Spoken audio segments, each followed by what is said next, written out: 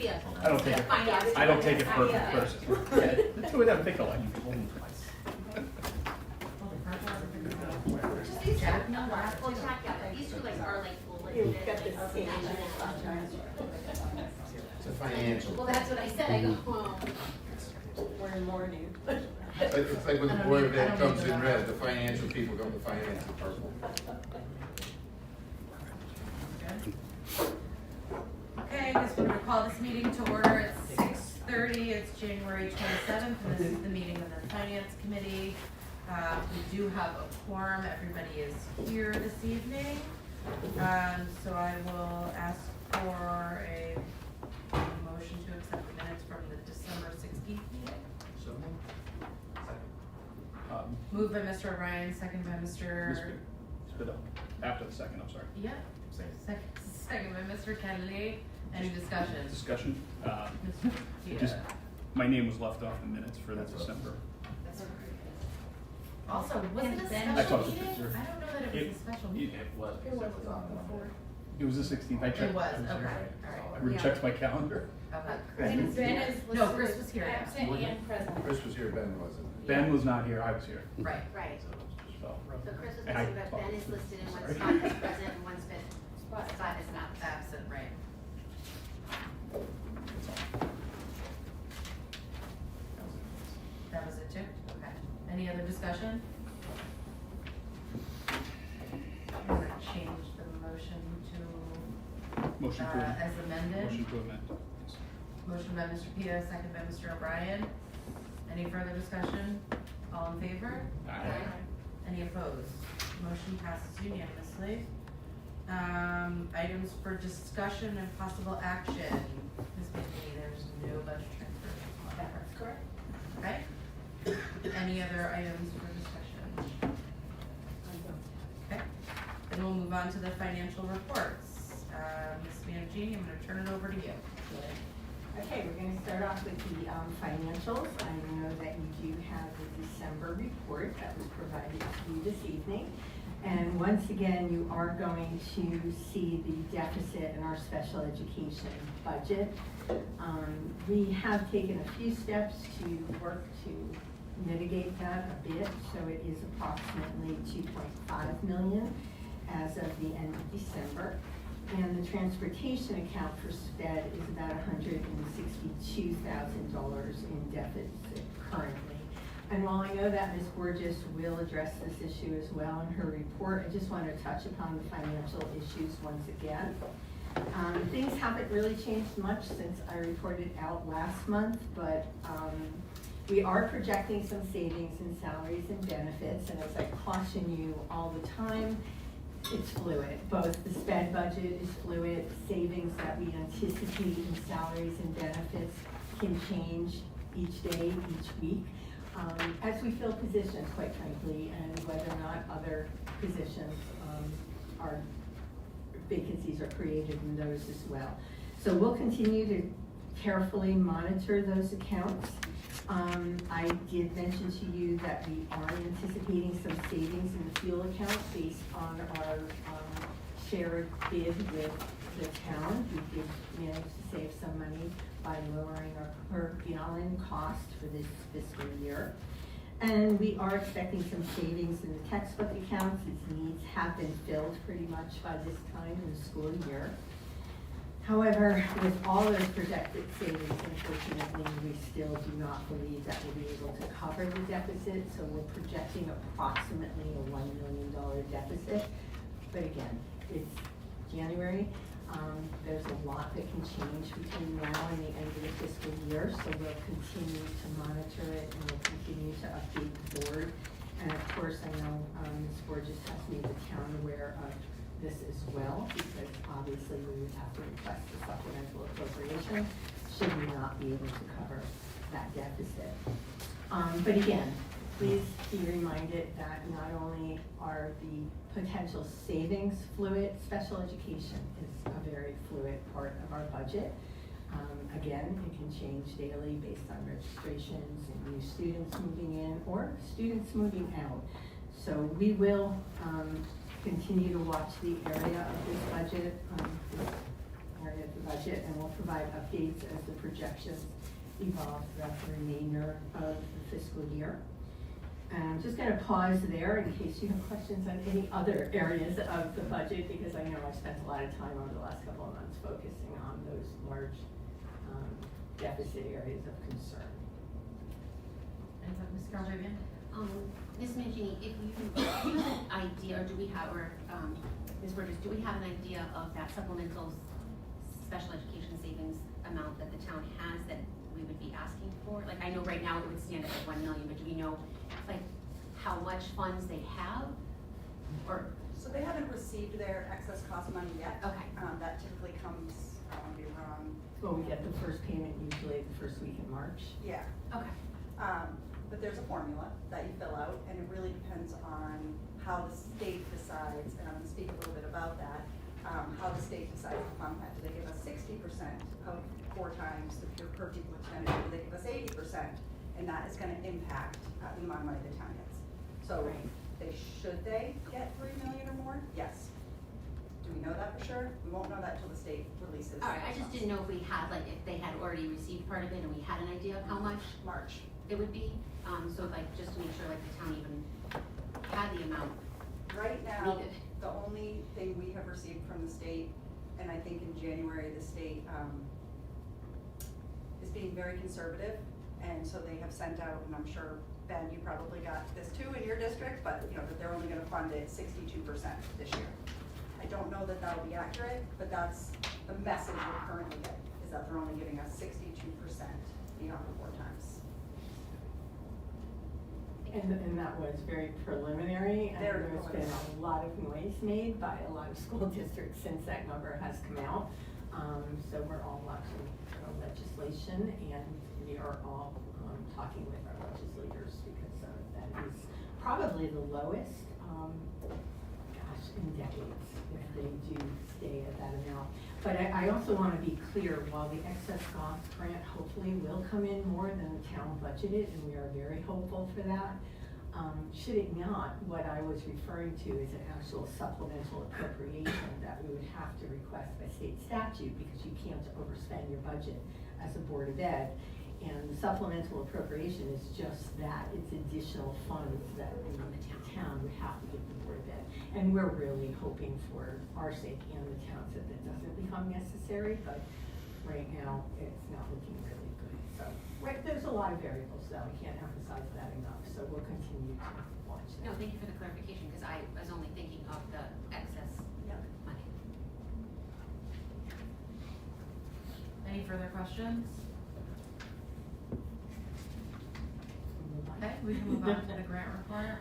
Okay, you do have the grant report as of December 2024, and we are on track with spending these grants. We do continue to seek additional grant opportunities and efficiencies, and I would like to take a moment to really commend Joanna Gard, because she has done an incredible job just jumping on board in kind of a difficult transition, but she's done a phenomenal job in tracking the grants and in working with the district overall, all the stakeholders, and helping them understand their responsibilities with regard to the grants, as well as looking for additional grant opportunities. Any questions on grants? Mr. Hendrick? So, with the 21st Century Grant, I know we've talked about that before. I noticed in our board agenda, we had some hires for 21st Century, mostly stipends. The numbers seemed fairly low or minimal, and I know the amount was about, it was $245,000. Can we get a breakdown, just exactly where all that money goes? Absolutely, and you may not have the entire listing yet of people hired for those stipends. Okay. But we will absolutely give you a breakdown. And just a reminder that we only received that 21st Century for the middle schools this year. Yes. But we will provide you with that. And the majority of the funding is for transportation and the programs the kids do. So it's very little towards staff. Sure. The Yeah. majority of it is to support the students for the activities. Yeah, I'm just curious how it was allocated, spent, what services they provided. Absolutely provide that. Thank you. I have a quick question. Under the Alliance grant funding, there's a current available balance of about $727,000. Is that still unused for salaries, or is there an unencumbered amount for something specific? It's primarily unencumbered, there's also benefits, we take medical benefits quarterly. So I'm certain that we haven't adjusted that yet for December. And we do not normally encumber all of our medical with the grants. Probably should, but we have not. And we are actually meeting this week to kind of regroup and figure out exactly where we are with Alliance, because we did have some positions that were filled a little bit later in the year, so we want to make certain that we will repurpose any of the dollars that we determine are available. And because there's climate specialists in there as well, we've had some transients. So between when someone leaves and when we hire, there's a gap in that money, so that's why we're having the meeting to make sure that all of that gets reallocated and spent. Great. Any further questions on the grant reports? Okay, we'll move on to the food services report. Okay, your food service report currently through November is reflecting the monthly net income at $211,316. But as you will see with the double asterisk at the bottom, we are owed some state reimbursements totaling approximately a little over $700,000. So our ending fund balance is a little over $1 million at this point. And as I have reported in the past, and I'm very pleased to continue to report, that we are continuing a very stable program at this time. And I just want to also add that I did meet with our Sodexo regional representative last week and had a really good discussion. They are planning on behalf of the district to actually apply for a grant that the state of Connecticut is offering, and they would do something, if we are lucky enough to get the grant, to like bring on a chef and maybe look for some new ideas to encourage our students to purchase our lunches and maybe do something a little bit different within the guidelines, of course, of USDA, our federal school lunch program. So I was pleased that they were being proactive. It was a good meeting. Any questions on the food services report? Ms. Turner? So the way, and I know we've talked about the lunch program, the deficit we typically run, some of the difficulties we've had collecting some of the funds. Are you saying now that we've resolved that issue or balanced out? Yes and no. I'm saying that we have not had a deficit in 3 years. We are doing very well with the school lunch program once we got through that decade-long issue of a deficit. And we are running a very positive program with a very healtly cash flow. With regard to unpaid meals, we are not doing very well in that area. We are currently about $50,000 in the red with students who have not paid for meals. We are working diligently with each of our schools. They are all sending out notices, and Jack's smirking because I've driven him crazy. Our high schools unfortunately struggle a little bit more, but we do have the benefit of our guidance counselors reaching out to families and just trying to help families understand that they should at least apply for the free and reduced, because that really may help them if they are at least eligible to receive reduced meals. And sometimes it's more pride than anything else. So we're hoping to help our families. But as you know, with the current legislation, our hands are really tied and we don't have very much recourse to collect that debt. And at the end of the year, the district, through their general operating budget, has to make the food service program whole on whatever is owed. And right now we are looking at a potential, once again, for almost $100,000 in unpaid meals. And that legislation, is that state or federal? State. It's state, okay. Any word on whether we're going to be able to use the operating budget from the food services budget again this year like we were last year? I believe we may be able to, for a different reason, and I actually have a meeting later this week with one of the gentlemen from the child nutrition program for the state of Connecticut. we're revising our spend down plan a little bit, and one of the items on there is a dollar amount for unpaid meals, so I want to just get clarification that that's going to be permitted again this year. But if it is, that would be tremendous. I have another question for you, as far as the unpaid balances go. There's an app, the My School Bus app, that people pay into. Is that the only way of collecting for students? You can, I know some schools will collect cash or a check or, but that, it still goes into that account, right? That each child's account? Correct, it goes into their account, but we do send emails and letters with low balances and past due balances through that, through the Mosaic system and My School Bucks, they work. So just for record, for some reason, my phone was not logged into the My School Bucks app, and I stopped getting the notifications, and my child went $30 in arrears, so I went back, I went in and rectified it right away, but if people are not logged in on this app, they may not be getting notifications, so I know you're reaching out, but just so you're aware, I don't know if something can be done through the app or whatever it might be, but, that. And I have a question about it. You said the administration of each school is reaching out to the students, probably more towards Heather. Is that who reaches out to collect this unpaid debt? The principals? Is there any thought to having maybe the communication specialists that work with the families, the family communication specialists, calling the attendance specialists that we hire? The family outreach people? Yep. No, but we could think about that. Because they're supposed to have a direct connection with the families, and that might help us work together more with them and reduce some of that number. And Yeah, Well, that's not. you did say the social workers were. Well, the social workers and the school counselors do, because students that are showing debt in their lunch bill are not necessarily the population of family and community outreach is focused on. They're focused on our kids that are chronically absent.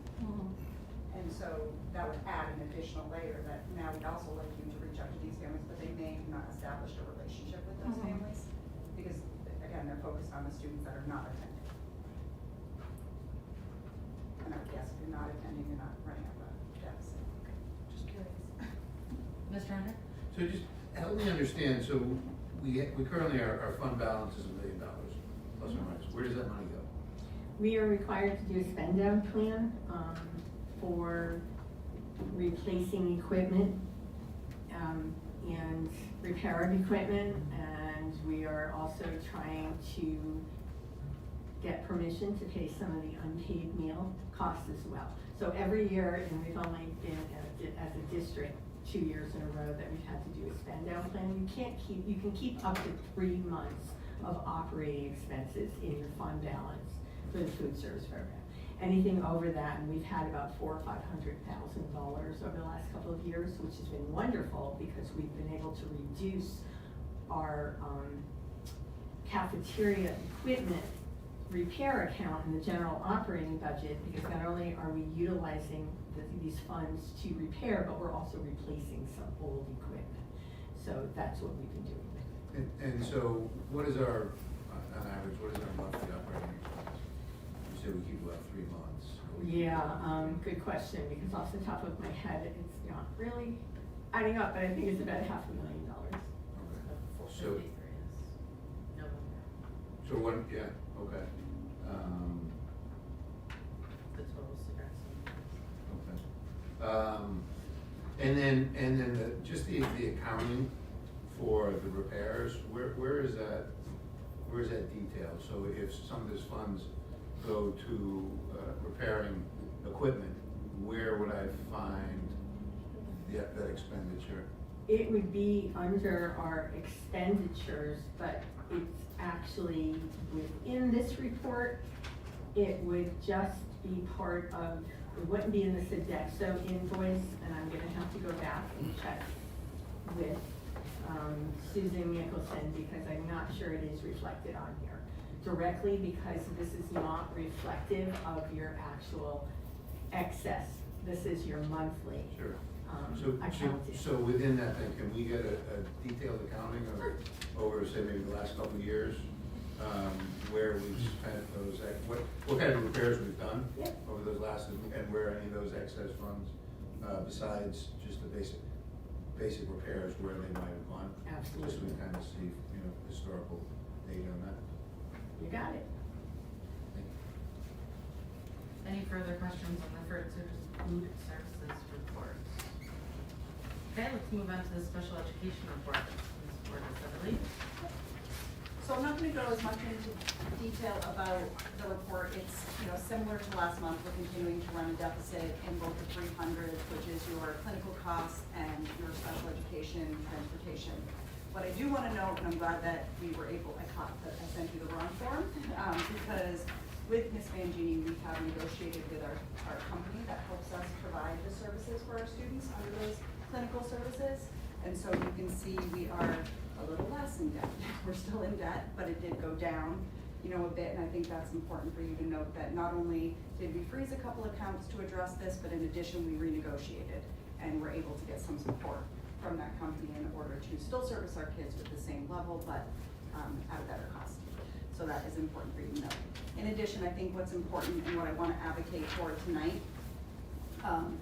is that this is a debt that all districts are seeing right now, and we all have to band together to advocate for better funding for special education from the state. As much as, I've been nervous being in a superintendent's role and, done the best I can through this year I really took it upon myself to branch out to some groups to start to advocate to our state legislatures regarding this in particular. So at the board meeting, you will get copies of letters that I have signed. I think it's important since, the superintendent is your employee, for you to know what I'm putting my name on and what I am sending to the state. The two specific letters are a letter from CAPS, which is a group that put together a small group of us that worked to draft a letter about special education in general. So I co-signed a letter to the state that outlines the urgent need for sustainable funding to build in-district programs. Oftentimes, we may have ideas where I want to say, hey, I can save us a little money, but I need a ton of money first in order to expand this program, in order to bring students back to better service them. If the state would start to give grants or sustainable funding year after year to increase our in-district programs, that is ultimately going to really support districts. And oversight of the outplacement facilities. As a district who you all received that information regarding a placement that we had used for our students, you have to remember when the state approves these, who's overseeing to make sure these are good places for us to send our students? There are few options and little monitoring. So we need them not only to monitor what they are allowed to charge us, but the services they are providing for our students that are outplaced. So that letter addressed that as well, and the goal is to reduce the financial burden on districts while ensuring students still receive high quality and equitable services. I also partnered with the Southern Fairfield County Superintendents, and we drafted another letter. This one is specific to excess costs, asking legislatures to not just fund after the 4 times the per pupil expenditure, but 3 times. Right now, if you look at it, they're only looking at doing that for districts that are 1,000 students or less. We don't fit that, and we need that funding. So we need to advocate strongly to fully fund what you promised to in the first place, but even take it a step further, right? In addition to that, we're asking them to cap what out-of-district placements can charge us. So if you are saying such out-of-district placement is a state-approved program that districts can send students to, put a cap on how much they can increase. And I'm gonna give you an example. Even one of our rests went up 11% this year. And that's the ones that are supposed to be the least expensive. So that's where I'm fighting right now, because it's not just, a Board of Ed problem or a town problem. It's something that needs to be addressed at the state level. And for us to be able to service our students appropriately, and for districts to not see these large deficits, there needs to be some control and accountability put into place, as well as the ability for districts to be able to expand their programs. And until we get to that point, it's not gonna work. And they cannot just do one without the other. If they fully fund you or us for the excess cost and do not cap what out of districts can charge, their prices are gonna go through the roof because they're gonna know you got more money. It is difficult to service the students. It is challenging. And I know those out of district placements are raising those costs because of staff and behavioral and needs of students, but it's also difficult for us. And so there needs to be some oversight and monitoring. And it's for all districts. At the end of November, I gave you a number of students that had exceptionalities. We are now up 106 students more. We're at the highest our district has ever been, with 1,482 students with exceptionalities. And they are legitimate. These are not over-identifications. These are students who need services. And we need to be able to provide them with those services. And no districts are seeing these numbers go down. The state is at a higher percentage now too. So what I'm asking is for the community, for our finance committee, for our board, to join me in this advocacy, get together and send letters, sign petitions, letters of concern, to the state, because we really need them to address this issue, so that we are looking at this from a more global perspective. So everything else on my report is about what it was last month. Like I said, we're trying, we're putting limits, we're working to renegotiate contracts. The ultimate problem comes with the large increase in special education need without the supported funding from the state for those students. Any questions for Ms. Borges on the special education report? Mr. Pia? Thank you as always. That was extremely informative. Just a question, the big jump, the 106. Are there certain times of the year that certain months report high spikes? Is this one of those, or? Yep, there's a couple things that go into that. So when you have new students that come into your district, we may, under child find, right, have some concerns that we want to look into. That takes about 45 days. So you're gonna start to see an increase in the referrals that we made early in the year with identifications once you've finished all the assessments and had your PPT. So yes, in Stratford, for some unique reason that I've yet to be able to figure out in my years here, we also have an influx of move-ins in January of students with IEPs. That's what I was wondering. I don't know why it's January, but it typically has been, and we've gotten anywhere between 8 and 12 new students that require nurses or one-to-ones or placements or programs. And it's typically right after the holiday. It's been consistent for the past, I don't know, Pam, when you said 4 years. She thought I was crazy when I first told her. I didn't believe her. She told me my first year here, and I thought, that can't be, but she's absolutely right. Every year in January. And it's different than the state trend too, because maybe they didn't get what they wanted, or for the first 3 months of the fall or whatever, and said, we'll change, but it's just Stratford. I don't know if it's like leases end in Yeah, December that's and what I'm parents really take the thinking. opportunity to move. I'm not really sure, where the reason is coming from. What I can say is a lot of the movements come from New York, Bridgeport, or New Jersey, right? Yep. So that's typically where we're seeing people come in January. No, just curious, that's what. Yeah, I don't have the reason why, but yes. Stratford tends to be a very transient district, and we've heard this over the years as in general, not just in January, but those move-ins and move-outs, those registrations tend to happen all year round. And I mean, we see it. And we're getting move-outs as well, which is why your overall enrollment isn't really changing all that much, because students are moving out and students are moving in. Our registration office is constantly busy, but we're not seeing a huge influx in our actual. Thank you. Can I go back to the excess cost grant for a minute? And these costs, clinical costs and testing services seem to be where we're struggling in at this point, and I understand what the whole state is. What will the excess cost grant, if we were to request that money from the town, what will that cover? Will it cover everything under this? Will it cover just the clinical services? What are I know that I'm probably asking for a lot of innuendos, and you're like, but. So your high cost is covering any student that goes over that threshold, okay? Most of our students that are in our ABA programs, our PBLC programs, they require a level of service that meets that threshold.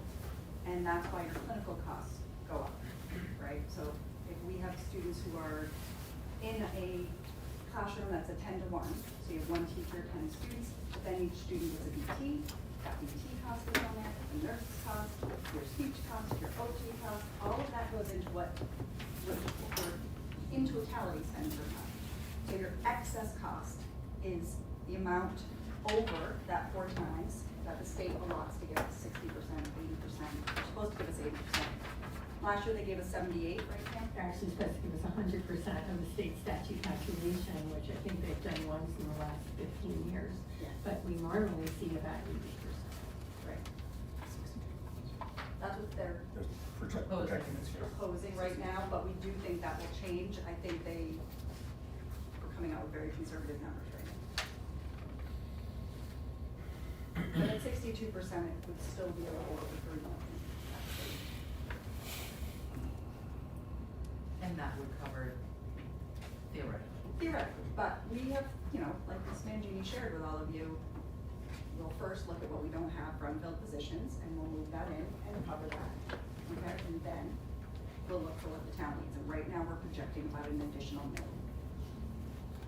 Because we're not projecting that the town's gonna need to give us $3 million. Right. We're saying we're gonna need an additional $1 million, because we will shift some money in first to cover it. Any, Mr. Hanna?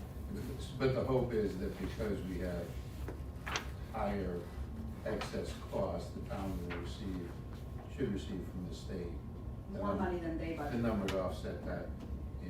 So because we last year budgeted gross for special education, the town has the excess cost as a revenue, because we budget for gross, right? None of us in any district around here anticipated these increases. So they're here now, and what we're hoping is that we get enough percentage that the amount that the town budgeted for, they get an additional $1 million beyond that, so that it is not hurting the revenue source that they currently have. Does that make sense? Yes. And if we got 80%, that would be accurate. Even if they didn't give us 100, if the state actually gave us the 80%, the money would be there. Okay. Just one last question. Sure. So you had said you had renegotiated, we got that 2.8 million down to 2.5 million.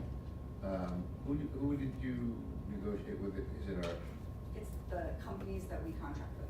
So- So we called all of the companies we contract with, provide services such as BTs, nurses, speech and language assistants. We contract to provide some of these services that we don't have positions for. Mhm. And we called those companies, and Pam's a really good negotiator. And she helped me work with them to say, you know, we like you, we wanna keep using you. Can you do a little better for us? And they did. so it was a number of companies, though, it wasn't one? Yeah. Okay. Okay. Well, good work, thank you. Any further questions on the special education report? Okay, let's go to the enrollment report. Okay, lastly, you've been provided with the enrollment report, and it's as of January 1 of 2025. And you may recall that enrollment was down overall last month. However, at this time, our pre-K and elementary numbers increased by about 30 since October 1st, but ultimately it resulted in an overall increase of about 4 students since December 1. So as Heather just pointed out, we have students moving in, students moving out, and registrations continue to be received. We really do hit a high time with registrations through the end of December to January, and then we go into February and we start with kindergarten registrations, which are officially beginning on February 21st. But overall, we've been really remaining pretty consistent with our enrollment. Any questions on the enrollment report? I have a quick question. No rush for this, because I know letters are starting to go out for the redistricting and schools are starting to get in touch with families. Can we see a projection of the enrollments for next year minus kindergarten? We've been working on that. Okay, if you have that available for our upcoming budget meetings, that would be helpful. Any other questions on the enrollment report? Okay, any other business to discuss at the moment? Mr. Pia, Mr. Brandon?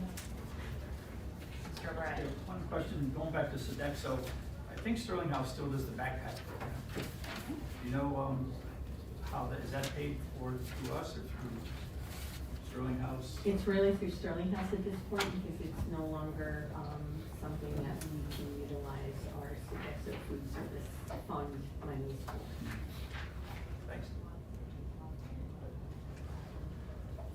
questions? Okay, take a motion to adjourn. Motion adjourned. Mr. O'Brien, Second. second by Mr. Pia. All in favor? Aye. Any opposed? Motion passes. We'll see you at the next meeting, Monday, February 3rd, for presentation. Start.